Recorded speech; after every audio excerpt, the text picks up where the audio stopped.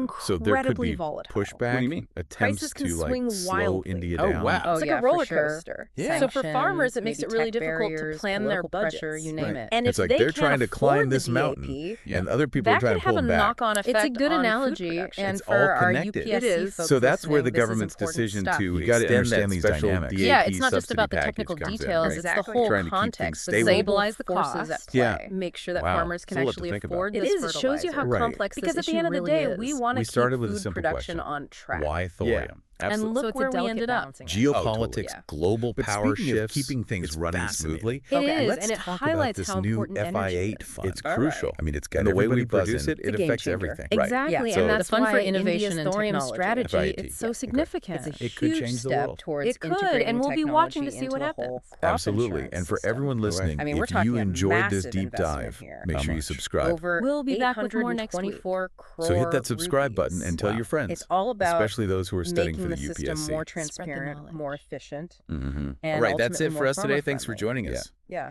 And there are two big initiatives under this FI8 umbrella. right. Right. Two big ones. You got Yes Tech Mm-hmm.